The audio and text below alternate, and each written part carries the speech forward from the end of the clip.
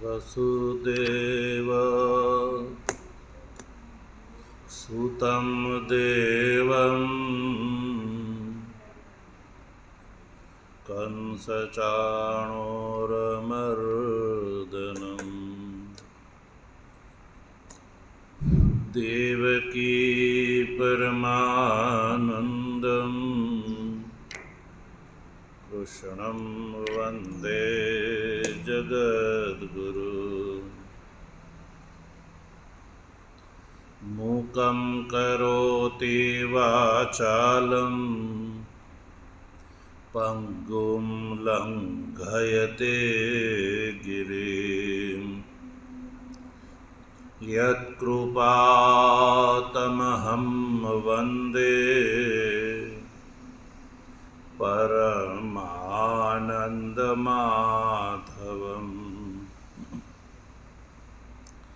शङ्करं शङ्कराचार्यं केशवं बादरायणं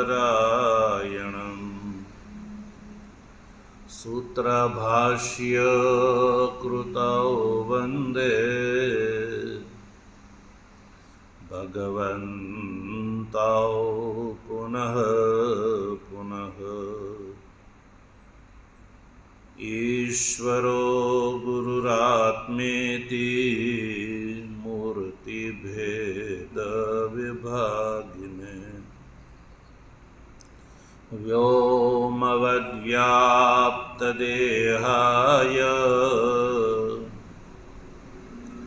दक्षिणामूर्तये नमः। ओम शांति शांति शांति। तत्वजिज्ञासु सज्जनों, भगवाननी परमानुकंपाथी श्रीमद् भगवद गीताना सांख्य योग नामना बीजा अध्यायना 24મા શ્લોકનો ગઈકાલે આપણે વિચાર ભાષ્ય સહિત સંપન્ન કરી ચૂક્યા। જો આ જે 24મા શ્લોકમાં એક વિશિષ્ટ શંકાની નિવૃત્તિ ભગવાન ભાષ્યકારે કરી છે।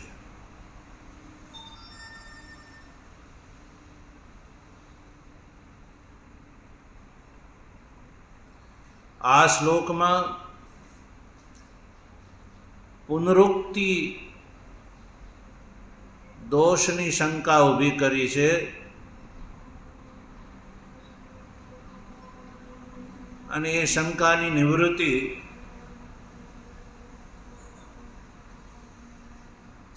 ભગવાન ભાષ્યકારે બહુ સુંદર રીતે કરી છે।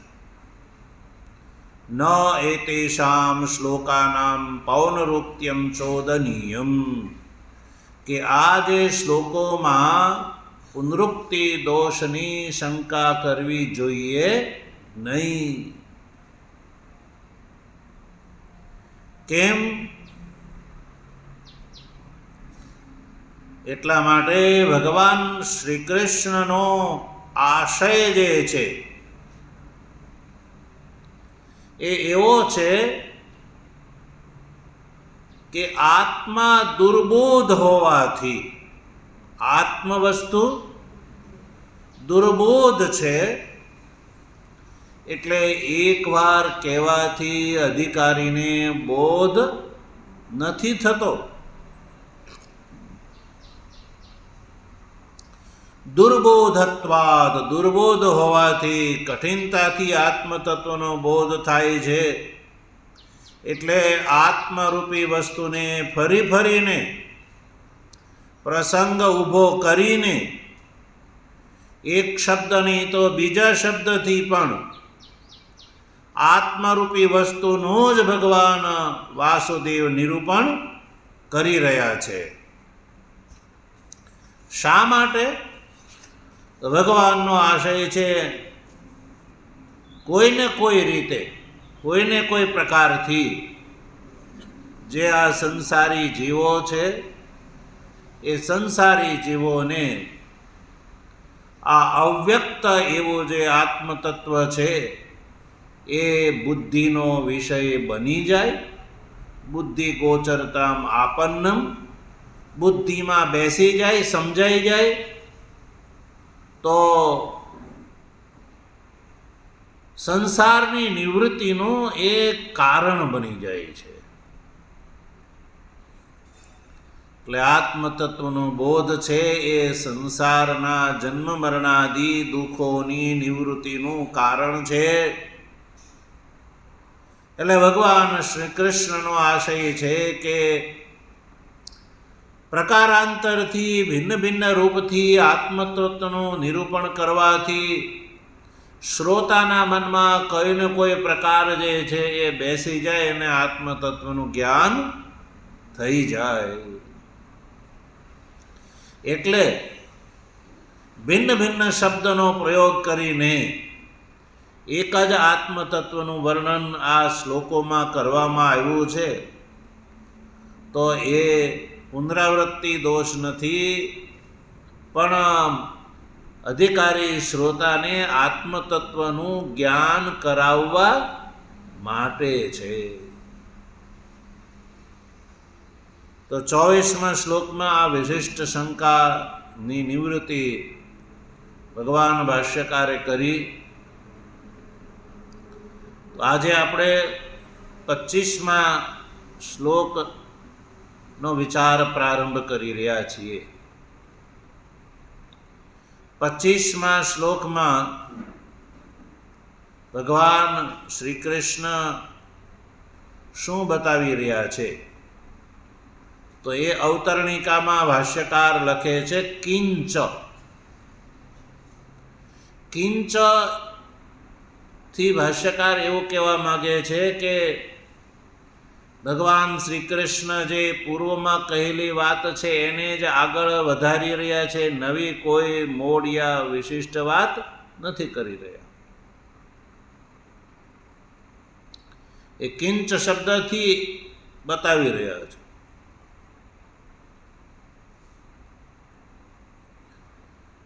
પ્રસંગ છે ત્વમ પદાર્થના પરિશોધનનો. પ્રસંગ, મુખ્ય પ્રસંગ શેનો ચાલી રહ્યો છે? ત્વમ પદાર્થના પરિશોધનનો પ્રસંગ ચાલી રહ્યો છે.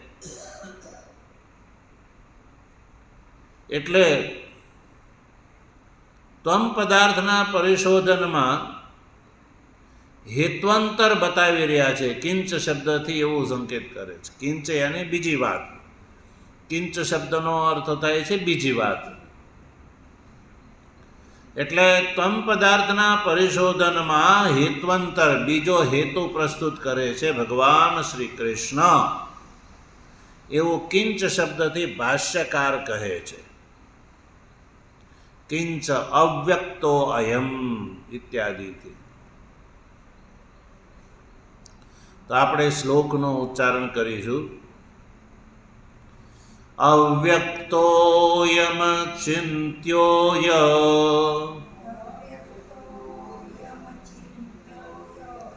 મવિકાર્યોયમુચ્યતે તસ્માદેવં વિદિત્વૈનં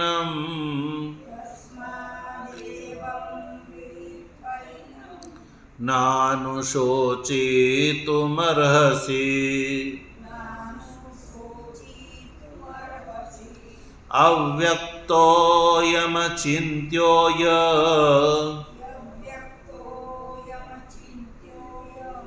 મવિકાર્યોયમુચ્યતે તસ્માદેવં વિદિત્વૈનં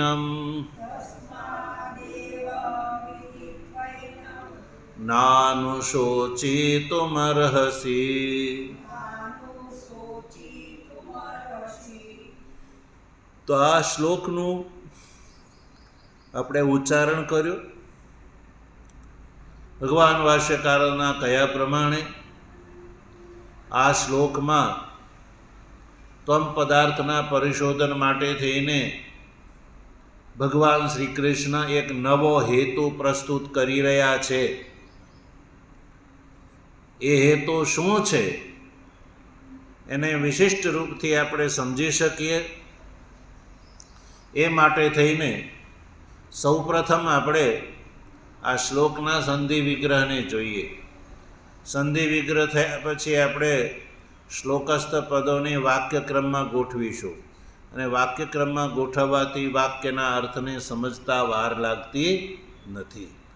એટલે સૌપ્રથમ સંધિ વિગ્રહ. તો પૂર્વાર્ધનો સંધિ વિગ્રહ પહેલાં જુઓ.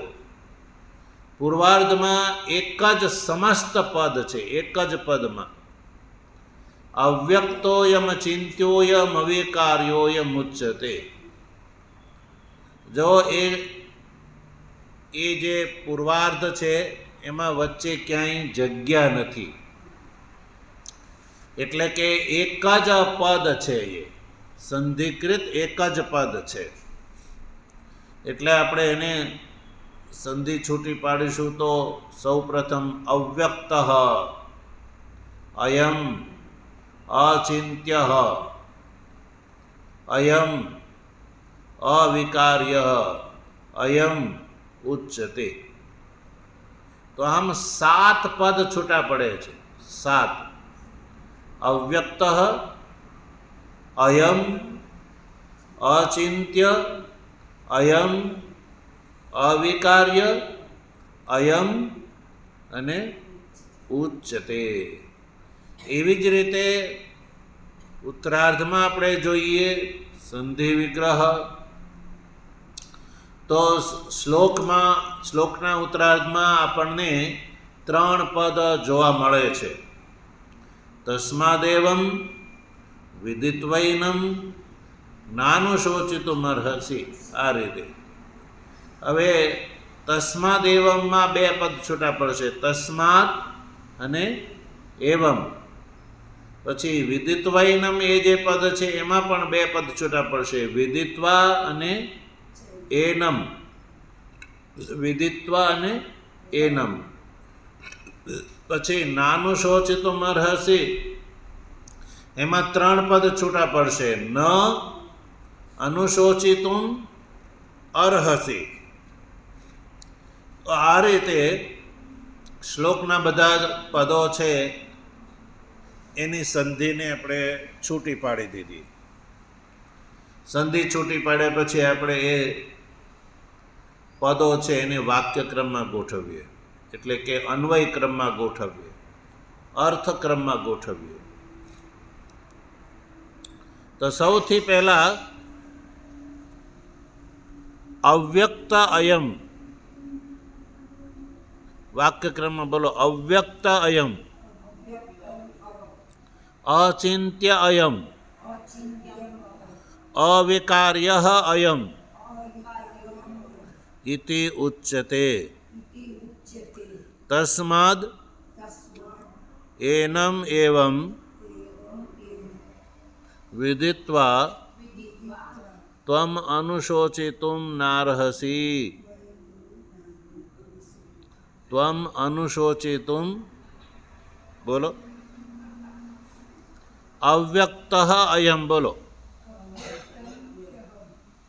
અચિંત્ય અયમ અવિકાર્ય અયમ ઇતિ ઉચ્યતે. તસ્માદ એનમ એવમ વિદિત્વા ત્વમ અનુશોચિતુમ નાર્હસી. તો આ રીતે આપણે શ્લોકસ્થ પદોને વાક્યક્રમમાં ગોઠવ્યા. હવે આ જે વાક્ય છે એનો આપણે સામાન્યતઃ અર્થ સમજીએ. સામાન્ય શ્લોકનો અર્થ, પછી ભાષ્યથી વિશેષ રૂપથી અર્થ સમજીશું.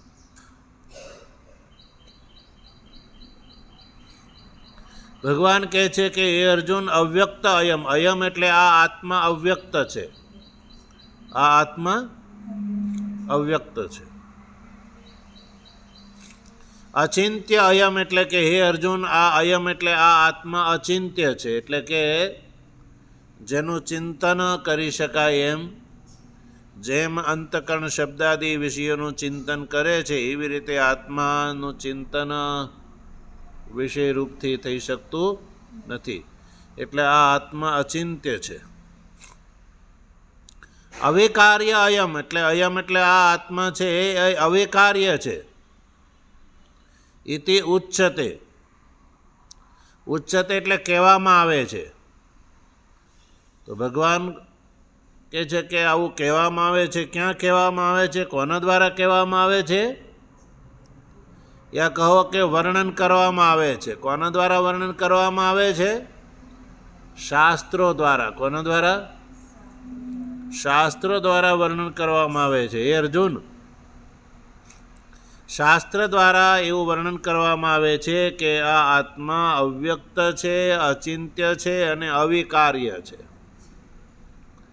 3 લક્ષણ બતાવ્યા આત્માના: અચિંત્ય, અવિકાર્ય અને અવ્યક્ત. એટલે આ આત્મા અવ્યક્ત છે, અચિંત્ય છે અને અવિકાર્ય છે. એટલે હે અર્જુન, આનાથી તું એ સમજી શકીશ કે જે વસ્તુ અવ્યક્ત, અચિંત્ય અને અવિકાર્ય છે એનો નાશ સંભવ નથી, એનો નાશ થતો નથી. એટલે કે અવ્યક્ત, અચિંત્ય અને અવિકાર્ય લક્ષણથી યુક્ત જે આત્મા છે એનો નાશ થવાનો નથી ભાઈ.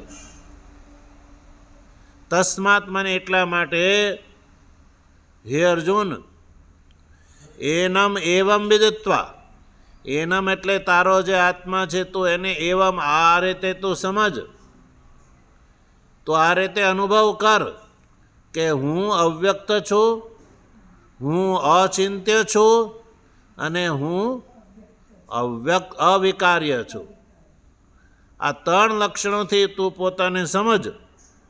એનમ એવમ વિદિત્વા, એનમ એટલે જે આ પ્રકૃત આત્મા છે એને એવમ એટલે આ રીતે તું જાણી લે.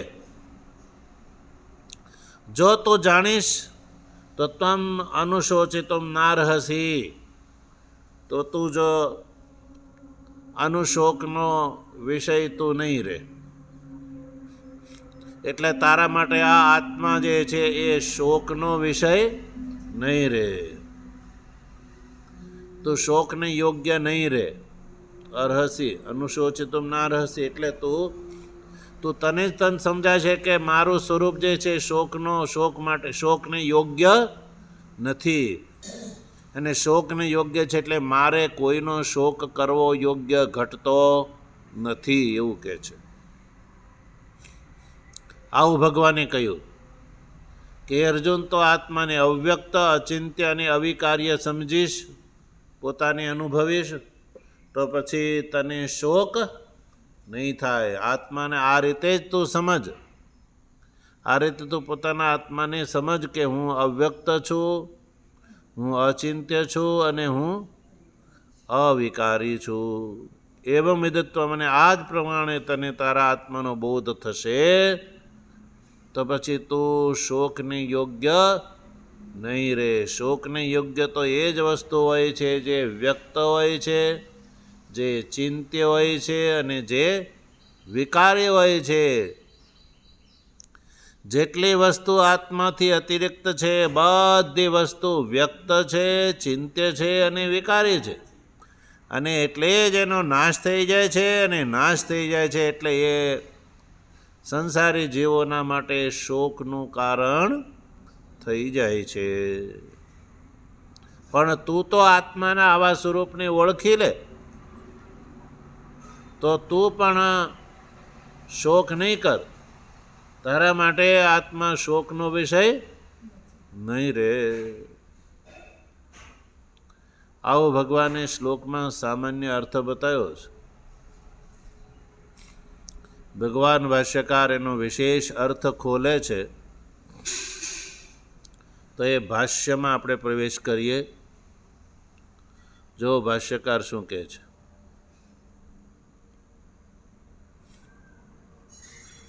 અવ્યક્ત, અવ્યક્ત જે છે એ મૂળ શ્લોકનું પદ છે અને એનો અર્થ કરે છે સર્વકરણ અવિષયત્વાત ન વ્યજ્યતે તે અવ્યક્ત. ભગવાન શ્રી કૃષ્ણએ જે શ્લોકમાં અવ્યક્ત શબ્દનો પ્રયોગ કર્યો છે આત્મા માટે, ભગવાને અર્જુનને કહ્યું કે અર્જુન આ આત્મા અવ્યક્ત છે. તો અવ્યક્તનો અર્થ ભાષ્યકારે કર્યો સર્વ ન વ્યજ્યતે ઇતિ અવ્યક્ત. એ અવ્યક્ત પદનો અર્થ છે ન વ્યજ્યતે ઇતિ અવ્યક્ત. ભાઈ જેને વ્યક્ત નથી કરી શકાતો એને અવ્યક્ત કહેવામાં આવે છે. ન વ્યજ્યતે ઇતિ અવ્યક્ત. જેને વ્યક્ત ન કરી શકાય એને અવ્યક્ત કહેવામાં આવે છે.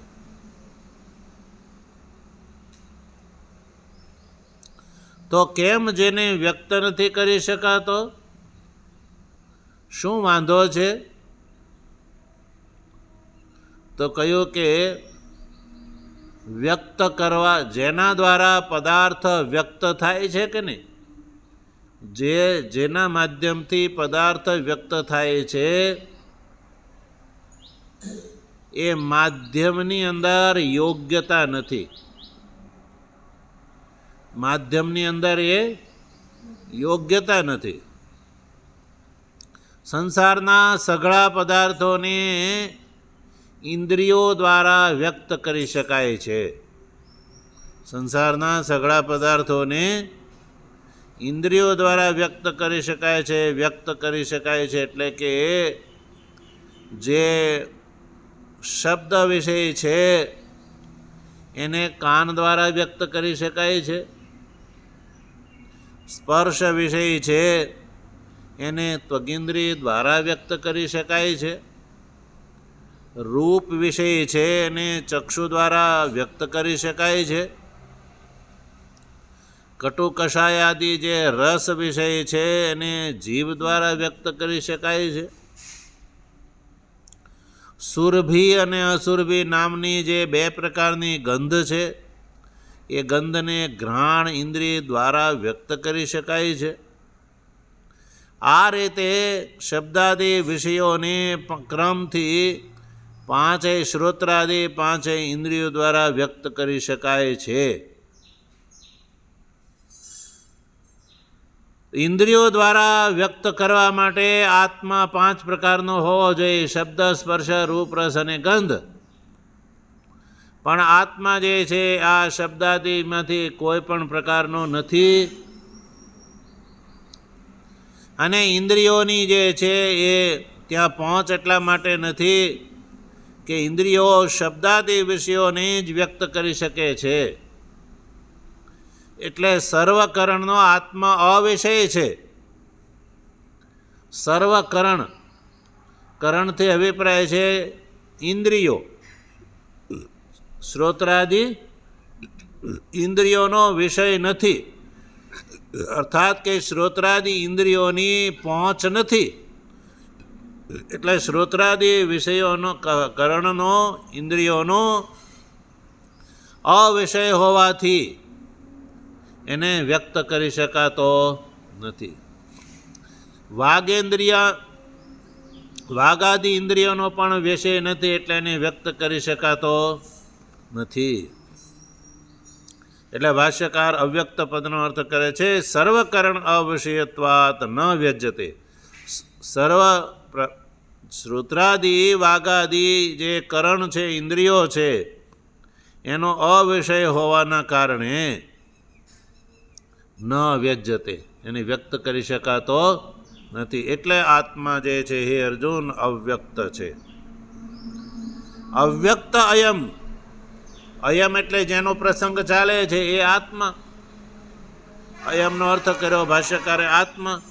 એટલે કે આ આત્મા જે છે એ સર્વકરણનો વિષય ન હોવાથી અવ્યક્ત છે અર્જુન. અને અતએવ અચિંત્ય અયમ, અતએવ એટલે કે સર્વકરણનો અવિષય છે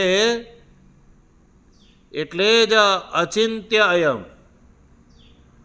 અયમ એટલે આ આત્મા અચિંત્ય છે. અચિંત્ય છે એટલે અંતઃકરણનો પણ વિષય નથી. શ્રોત્રાદિ વાગાદિ જ્ઞાનેન્દ્રિયો કર્મેન્દ્રિયોનો વિષય નથી. તો કોઈ એમ કે ભાઈ અંતઃકરણનો વિષય હશે, તો અંતઃકરણનો વિષય પણ નથી. કહે છે જો અચિંત્ય અયમ, અચિંત્યનો અર્થ છે યદ હિ ઇન્દ્રિય ગોચરમ વસ્તુ તચ્ચિંતા વિષયત્વમ આપદ્યતે અયમ તો આત્મા અનિન્દ્રિય ગોચરત્વાદ અચિંત્ય. જો લોકમાં એવું જોવા મળે છે, જે વસ્તુ આપણે જોઈ હોય, માણી હોય, જેને પ્રાપ્ત કરી હોય, એ જ વસ્તુ જે છે એ ચિંતાનો વિષય હોઈ શકે છે. એનો જ અંતઃકરણ ચિંતન કરે છે. ચિંતન કરવો એ કોનો ધર્મ છે? અંતઃકરણનો ધર્મ છે. તો અંતઃકરણનો એ ધર્મ છે કે જે વસ્તુને ઇન્દ્રિયો દ્વારા જોઈ માણી હોય ને એનો જ અંતઃકરણ ચિંતન કરે છે. જે વસ્તુને ચક્ષુરાદિ ઇન્દ્રિયો દ્વારા જોઈએ જ નથી, તો એ પદાર્થનું અંતઃકરણ ચિંતન કરી શકતું નથી. એટલે ભાષ્યકાર લખે છે કે યદ હિ ઇન્દ્રિય ગોચરમ વસ્તુ, જે ઇન્દ્રિયોનો વિષય હોય છે એ જ વસ્તુ તચ્ચિંતા વિષયત્વમ આપદ્યતે, એ ઇન્દ્રિયોની ચિંતાનો વિષય બની જાય છે. ઇન્દ્રિયો દ્વારા એનું ચિંતન થઈ શકે છે. અયમ તો આત્મા અનિન્દ્રિય ગોચરત્વાદ, આ જે પ્રકૃત આત્મા છે એ ઇન્દ્રિયનો વિષય છે જ નહીં, એટલે અચિંત્ય છે. એટલે અંતઃકરણ દ્વારા એનું ચિંતન થઈ શકતું નથી. અને જે કારણે આત્મા અવ્યક્ત છે એટલે અચિંત્ય છે, ને અચિંત્ય છે એટલે જ અવિકાર્ય છે. એવું કહે છે આગળ જો અતએવ અવિકાર્ય, એટલે જ આત્મા અવિકાર્ય છે. અવિકાર્ય એટલે કે જેનો વિકારનો વિષય નથી, વિકાર જેમાં નથી, વિકારનો વિષય યોગ્ય નથી, અવિકાર્ય છે. અવિકાર્ય પદને ભાષ્યકાર સમજાવે છે આગળ જો દ્રષ્ટાંત દ્વારા. યથા ક્ષીરમ દધી આતંચનાદિના વિકારી ન તથા અયમ આત્મા. વિકારી કોને કહેવામાં આવે છે? જેવી રીતે ક્ષીરમ એટલે દૂધ,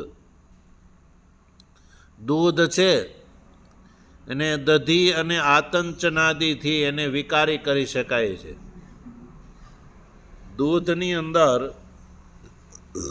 સજ્જનો દહીં નાખવામાં આવે, દૂધની અંદર છાશ યા દહીં નાખવામાં આવે તો દૂધ કેવું થઈ જાય છે? વિકારી થઈ જાય છે. શું થઈ જાય છે?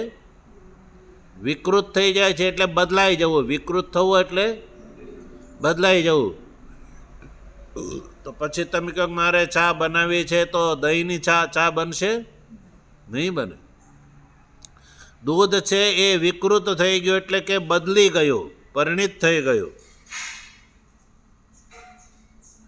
તો જેમ દૂધ છે એ દધી વગેરેથી વિકારી થઈ જાય છે ને, ન તથા અયમ આત્મા, એવી રીતે આત્મા જે છે એ વિકારી થતો નથી એટલે બદલાતો નથી, એવો ને એવો રહે છે. કેમ? નિરવયવત્વાચ અવિક્રિય. બીજી વાત એ છે કે આત્મા નિરવયવ હોવાથી અવિક્રિય છે. નિરવયવ હોવાથી જેમ દૂધ છે એ દહીંના રૂપમાં વિકૃત થઈ જાય છે, એવી રીતે આત્મા વિકૃત થતો નથી. જે પદાર્થ સાવયવ હોય ને એનો જ એ જ વિકૃત થાય છે. આત્મા નિર્વય હોવાથી એ વિકારને પ્રાપ્ત થતો નથી. એટલે આગળ લખે છે, નહીં નિરવયવમ કિંચિદ વિક્રિયાત્મકમ દ્રષ્ટમ. લોકમાં એવું ક્યાંય જોવા નથી મળતું કે જે નિરવય પદાર્થ હોય ને એ વિક્રિયાને પ્રાપ્ત થતો હોય એવું કંઈ જોવા મળતું, એવું કોઈ દ્રષ્ટાંત લોકમાં જોવા મળતું નથી. એટલે અવિક્રિય છે. અને અવિક્રિયત્વાદ અવિકાર્ય અયમ આત્મા ઉચ્ચતે. અવિક્રિય હોવાના કારણે જ અયમ આત્મા અવિકાર્ય ઉચ્ચતે. આ આત્માને અવિકારી કહેવામાં આવે છે. કોના દ્વારા કહેવામાં આવે છે? શાસ્ત્રો દ્વારા આત્માને અવિકારી કહેવામાં આવે છે. એટલે હે અર્જુન, તું નક્કી કર કે આત્મા અવ્યક્ત છે, અચિંત્ય છે અને અવિકારી છે. શાસ્ત્રો દ્વારા અનુભવી મહાપુરુષો દ્વારા ઉચ્ચતે એટલે બોલવામાં કહેવામાં આવે છે. એટલે તું શાસ્ત્રની અને અનુભવી મહાપુરુષોની વાતનો સ્વીકાર કરતું. મૂર્ખ લોકોની નહીં, અજ્ઞની નહીં, પણ શાસ્ત્ર અને અનુભવી મહાપુરુષોના જે વચન છે એનું તો અનુસરણ કર. મૂર્ખ, અજ્ઞાની અને પામર એ આત્માને શું કહે છે? વિકારી કહે છે. પણ શાસ્ત્ર અને અનુભવી મહાપુરુષો જે છે એ આત્માને અવિકારી, અચિંત્ય, અવ્યક્ત કહે છે. તો કોની વાત માનવી જોઈએ? મૂર્ખ અને અજ્ઞોની વાત માનવી જોઈએ કે પંડિત અને શાસ્ત્રોની વાતનો માનવી જોઈએ? બોલો. એટલે ભગવાન ઉત્તરાર્ધમાં કહે છે કે તસ્માદ એવં યથોક્ત પ્રકારેણ એનમ આત્માનમ વિદિત્વા ત્વમ ન અનુશોચિતુમ અર્હસી. તસ્માદ મને જે કારણથી આત્મા અવ્યક્ત છે, અચિંત્ય છે, અવિકાર્ય છે, શાસ્ત્રો દ્વારા એવું કહેવામાં આવે છે.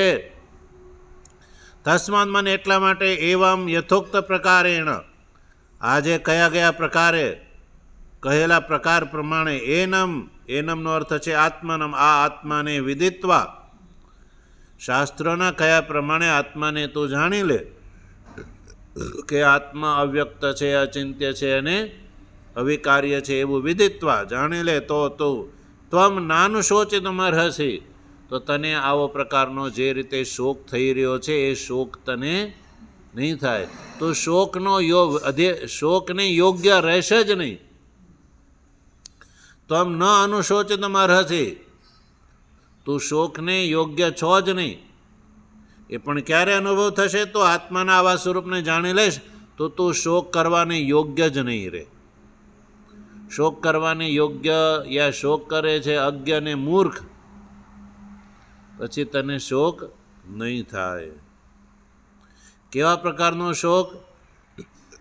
તો અર્જુનનો જે શોક હતો ને શોકનો અભિનય કરે છે ભાષ્યકાર. હંતા અહમ એશામ મયા એતે હન્યતે ઇતિ. આવા પ્રકારનો જે તું શોકના વચન બોલ્યો છો ને, હંતા અહમ, હું મારવાવાળો છું, એશામ ભીષ્મ દ્રોણાદિનામ, મયા એતે હન્યતે, મયા એતે ભીષ્મ દ્રોણાદિ હન્યતે, હું એને મારવાવાળો છું અને મારા દ્વારા મારા જ છે. આવા પ્રકારનો જે તું શોક કરે છો એ શોકનો અધિકારી તું નહીં રહે, શોકને યોગ્ય તું નહીં રહે. કારણ કે તે જાણી લીધું કે આત્મા અવ્યક્ત છે, અચિંત્ય છે અને અવિકારી છે. તો પછી ભીષ્મ દ્રોણાદિ પણ આત્મ સ્વરૂપ જ છે. એટલે જે અવ્યક્ત છે, અચિંત્ય છે અને અવિકારી છે એ શોકનો વિષય હોઈ શકે નહીં. તો આ રીતે સજ્જનો 25મા શ્લોકમાં પણ ભગવાન શ્રી કૃષ્ણએ અર્જુનને શોકમાંથી બહાર કાઢવા માટે આત્માના પારમાર્થિક સ્વરૂપનું વર્ણન કર્યું.